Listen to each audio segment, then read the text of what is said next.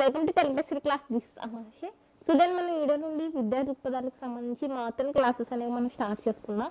So మొత్తం ఓవరాల్గా విద్యా దృక్పథాలకు సంబంధించి ఇంపార్టెంట్ ఏదైతే ఎగ్జామ్ పాయింట్ ఆఫ్ వ్యూలో మనకి ఇంపార్టెంట్ టాపిక్స్ అనేవి కవర్ చేస్తానండి. సో ఈ హ్యాండ్ రిటన్ పీడిఎఫ్ అనేది మీకు టెలిగ్రామ్ గ్రూప్లో షేర్ చేస్తాను. సో టెలిగ్రామ్లో తప్పకుండా జాయిన్ అవ్వండి. కమెంట్ బాక్స్లో పిన్ చేస్తాను, డిస్క్రిప్షన్లో కూడా లింక్ ఉంది. So channel first time visit చేస్తే తప్పకుండా ఛానల్ సబ్స్క్రైబ్ చేసుకోండి. సో దెన్ ఇక్కడ విద్య అండి. సో ఫస్ట్ ఏంటి మనకి విద్య, ఎడ్యుకేషన్, విద్యా దృక్పథాల్లో విద్య అంటే ఏంటి అన్నది మనం చూద్దాం. సో ఈ విద్య అనే పదమును చూసారా, ఈ విద్య అనే పదము విద్ అనే సంస్కృత ధాతువు నుండి తీసుకున్నారు. ఏంటి విద్య అనే పదము విద్ అనే సంస్కృత ధాతువు నుండి తీసుకున్నారు. తప్పకుండా లైక్ అని తప్పకుండా షేర్ చేయండి, ప్రతి పార్ట్ కూడా చూడండి. సో ఇక్కడ విద్ అనే సంస్కృత ధాతువు నుండి మనకి విద్య అయితే వచ్చింది. సో దీని అర్థం ఏంటంటే ఏదైనా ఒక విషయాన్ని తెలుసుకోవడం, దేనైనా కనుక్కోవడం. సో ఈ విధంగా మనకి అర్థాలు అయితే ఉన్నాయి. సో ఇక్కడ విద్యని మనకి ఆంగ్లంలో ఏమని పిలుస్తారండి, ఆంగ్లంలో దీన్ని ఎడ్యుకేషన్ అని పిలుస్తారు, ఎడ్యుకేషన్. సో మరి ఈ ఎడ్యుకేషన్ అనేది ఎక్కడి నుండి వచ్చిందంటే ఎడ్యుసిరే, ఎడ్యుకేర్, అలాగే ఎడ్యుకేటమ్ అనే ఈ 3 పదాలు కలిగితే మనకి ఎడ్యుకేషన్ అనమాట. సో ఇది బేసిక్ ఇన్ఫర్మేషన్, విద్యకి సంబంధించి బేసిక్ ఇన్ఫర్మేషన్. సో ఒకసారి మీరు ఈ నోట్స్ అనేది డౌన్లోడ్ చేసుకుని చూడండి, మీకు ఒక ఐడియా వస్తుంది అసలు ఎలా రాయాలి, స్మార్ట్ నోట్స్ అనేది ఏ విధంగా ప్రిపేర్ చేసుకోవాలి, ఎగ్జామ్కి వెళ్ళే ముందు రివిజన్ చేసుకోవడానికి అనేసి మీకు ఒక ఐడియా వస్తుంది. సో దాని ఇక్కడ విద్యకు సంబంధించి హరప్పా మొహంజదారు కాలం నుండి మనకి ప్రాచీన కాలం అండి. హరప్పా మొహంజదారు కాలం అనేది ఏ కాలం అండి, ప్రాచీన కాలం. సింధు నాగరికత లోయ సంబంధించిన కాలం అయితే మనకి గుర్తుకొస్తుంది అనమాట హరప్పా మొహంజదారు అన్న వెంటనే. సో అక్కడ నుండే మనకి విద్యా విధానం మొదలైంది. సో బోత్ ఎస్ఏ ఎస్జిటి వాళ్ళకి కూడా యూజ్ అవుతుంది, మళ్ళీ చెప్తున్నాను. సో దీని ప్రాచీన కాలంలో మనకి వర్ణాశ్రమ ధర్మాలు ఉండేవి. అంటే మనకి 4 వర్గాలుగా సొసైటీ అంటే డివైడ్ చేశారు కదా. సో ఈ 4 వర్గాల్లో కూడా మనకి ఏంటండి ఈ విద్యకు సంబంధించి ఏంటి చదువుకోవడం అనేది ఏ విధంగా ఉంది అన్నది మెయిన్గా మనం ఈ విద్యా దృక్పథాలు అనేది మనం చదువుతాం. సో అంటే ఏంటి 4 వర్ణాలు అనేది మనకి 4 కాలాలుగా కనిపిస్తూ ఉంటాయి. సో మెయిన్గా విద్యా కాలాలను మనం ఈ విధంగా చూడవచ్చు. మెయిన్ వేదకాలం, బౌద్ధకాలం, ఇస్లాం కాలంగా చూడొచ్చు.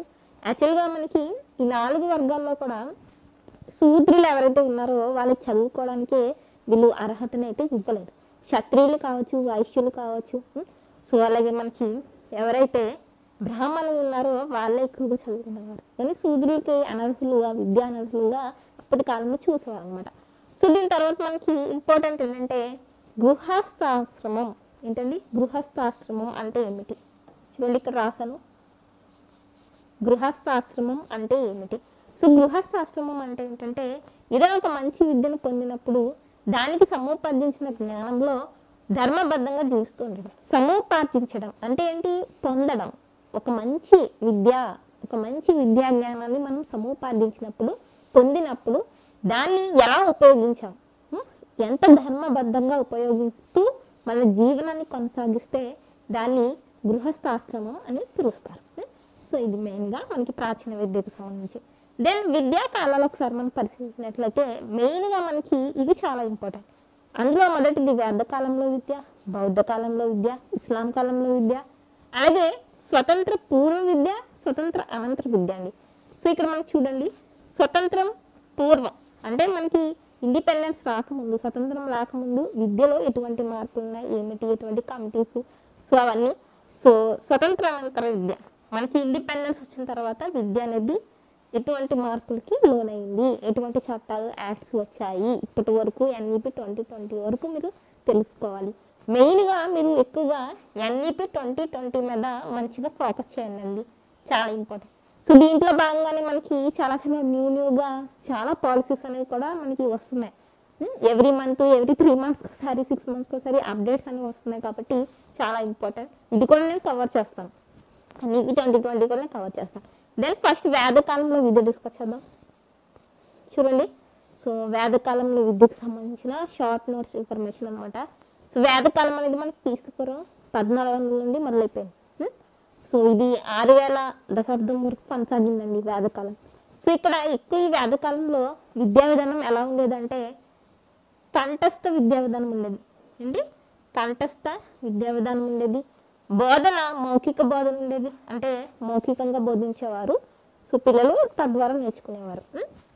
మెయిన్గా ఇక్కడ గురుకులాలు అనేవి చాలా ఫేమస్ అయ్యాయి. ఏంటి వేదకాలంలో గురుకులాలు ఇవి గ్రామాలకు దూరంగా అరణ్య ప్రాంతాల్లో విద్యా బోధనకు ఉపయోగపడే విధంగా కొన్ని స్థావరాలు ఏర్పాటు చేశారు. సో వాటిని గురుకులాలు అంటారు. అంటే గురుకులాలు అంటే ఇక్కడ చూడండి, గురు శిష్యుల సంబంధం అనేది ఒకే కుటుంబ సభ్యులుగా ఉండాలి. అంటే ఇక్కడ మనకి కుమారుడు తండ్రి మధ్య ఎటువంటి అనురాగం అయితే ఉండేదో అటువంటి బంధం అనేది గురు శిష్యుల మధ్య వేదకాలంలో ఉండేదన్నమాట.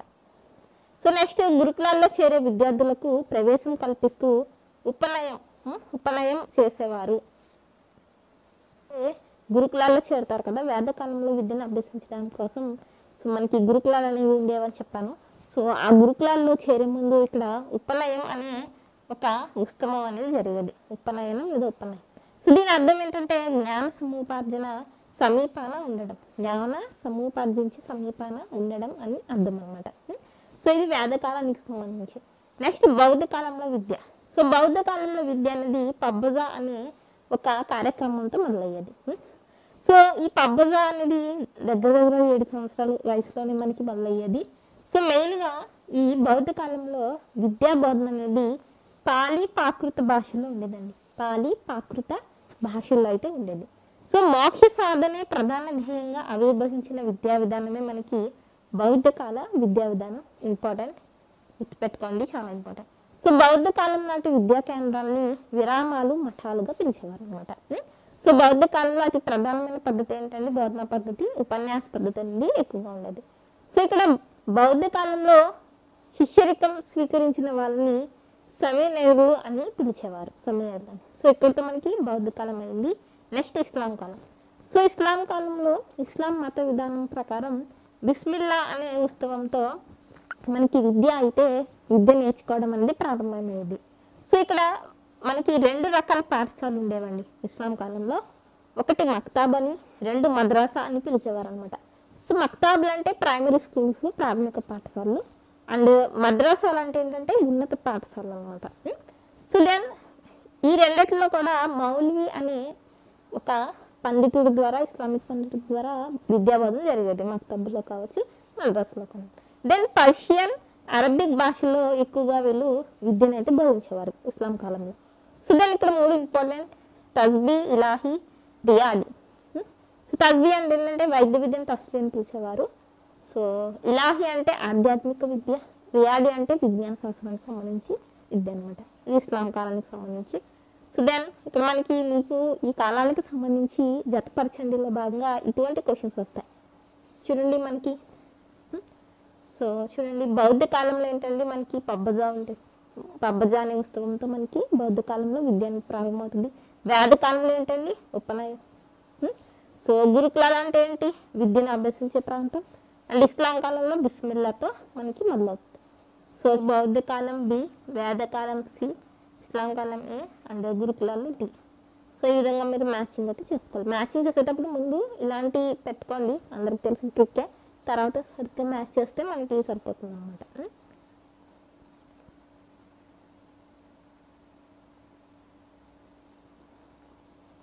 ఇది అనే విధంగా ఉంది. దేశీయ విద్య చరిత్ర గురించి ఒకసారి మనం డిస్కస్ చేద్దాం. సో స్టార్టింగ్లోనే చెప్పాను మీకు. సో మన సొసైటీని 4గా డివైడ్ చేశారు, 4 సంఘాలుగా. సో అందులో శూద్రులకి విద్యానటులుగా ఉండేవారు అనమాట. అప్పట్లో చదువుకుని ఇచ్చేవారు కాదు వీళ్ళని.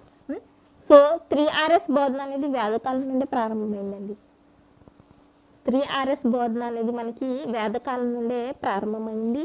సో బౌద్ధులు ఎక్కువగా సమగ్ర వికాసంకు ప్రాధాన్యత ఇచ్చారు. ఎవరి సమగ్ర వికాసం కొరకు? విద్యార్థుల సమగ్ర వికాసానికి వాళ్ళ విద్యా ప్రణాళికలో ఎక్కువగా ప్రాధాన్యత ఇవ్వడం జరిగింది. సో మహమ్మద్ ఘోరీ ఎలిమెంటరీ పాఠశాలను 1169లో విద్యా బోధనలో ప్రవేశపెట్టాడండి. మొట్టమొదటిసారిగా ఎలిమెంటరీ పాఠశాలను ఎవరు ప్రవేశపెట్టారంటే మహమ్మద్ ఘోరీ. నెక్స్ట్ నుండి జాతీయ విద్యా ఉద్యమం, వెరీ ఇంపార్టెంట్ అండి. జాతీయ విద్యా ఉద్యమం ఇది ఎప్పుడు జరిగిందంటే 1905, 1938లో జరిగింది. సో ఇది 2 దశలుగా మనకి జరిగింది. సో దీని యొక్క మెయిన్ కారణం ఏంటంటే అప్పట్లో మనకి కెప్టెన్గా వ్యవహరించిన బ్రిటిష్ ప్రభుత్వం ఏదైతే ఉందో వాళ్ళు తీసుకొచ్చిన విద్యా మార్పుల వల్లే ఇది జరిగిందనమాట, జాతీయ విద్యా ఉద్యమం. సో ఇది నినాదం చూడండి, ఈ విద్య మాకొద్దు అనే ఒక ఆవేశ భావంతో జాతీయ విద్యా ఉద్యమం ఒకటో దశ జరిగింది. రెండో దశలో ఏంటంటే వివాహ చట్టం, అప్పట్లో తీసుకొచ్చిన వివాహ చట్టం అసంతృప్తి, అలాగే విద్యలో తీసుకొచ్చిన మార్పుల వల్ల మనకి జాతీయ విద్యా ఉద్యమం జరిగిందనమాట. సో అందుకే మనకి నిశ్శబ్ద కాలంగా ప్రకటించారు. ఎప్పుడు 1923-29ని మనం నిశ్శబ్ద కాలంగా చెప్తాం. నెక్స్ట్ చూడండి మూల్యాంకన కమిటీ. సో మూల్యాంకన కమిటీ అనేది ఎప్పుడు ఏర్పడిందంటే 1955-56లో మనకి మూల్యాంకన కమిటీ అయితే ఏర్పడింది. ఎవరి అధ్యక్షతన ఏర్పడింది? శ్రీ జి రామచంద్రన్ అధ్యక్షతన మనకి మూల్యాంకన కమిటీ ఏర్పడింది. సో దీని ద్వారా ఏంటి అసలు ఈ మూల్యాంకన కమిటీ ఏం సిఫార్సు చేస్తుందంటే మౌలిక విద్య ఏదైతే మనకి మౌలిక విద్య ఉందో దానికి ప్రతిపాదన నడవాలి, ప్రతిదీ కూడా ఎలిమెంటరీ విద్యా విధానం అని చెప్పి మనకి ఇవ్వడం జరిగింది. సో మెయిన్గా మనకి 1961లో భావ సమైక్యత కమిటీ ఏర్పడింది. 1978లో ఆదిశేషయ్య కమిటీ ఏర్పడింది అన్నమాట. ఈ రెండు కమిటీలు ఇంపార్టెంట్. నెక్స్ట్ చూడండి విద్యా సార్వజనీకరణం అంటే ఏమిటి? విద్య సార్వజనీకరణం అంటే ఏంటంటే వెనుకబడిన షెడ్యూల్ కులాల వారికి విద్యను అందుబాటులోకి తేవడాన్ని మనం విద్య సార్వజనీకరణం అని పిలుస్తాం. సో ఈ దీంట్లోనే భాగంగా 1 కిలోమీటర్ పరిధిలో ప్రాథమిక పాఠశాల, 3 కిలోమీటర్ల పరిధిలో మాధ్యమిక పాఠశాల ఉండాలని మనకి చెప్తుంది అనమాట. సో ఇవి అబ్రివేషన్స్ ఇంపార్టెంట్ అండి. POA, SABE. POA అంటే ప్రోగ్రామ్ ఆఫ్ యాక్షన్, SABE అంటే ఏంటంటే state advisory board of education అనమాట. సో నెక్స్ట్ నుండి మనకి ఈ POA ఉంది కదా, ప్రోగ్రామ్ ఆఫ్ యాక్షన్ని 1992లో తీసుకొచ్చారు. 1992లో ఏర్పడింది. దెన్ ఇక్కడ పంచాయతీ రాజ్ సంస్థల ద్వారా విద్యా నిర్వహణ జరగాలి అని చెప్పే రాజ్యాంగ సవరణ చట్టం ఏంటంటే మనకి 72వ రాజ్యాంగ సవరణ. సో నెక్స్ట్ నుండి వార్తా విద్యా విధానం అంటే ఏంటి?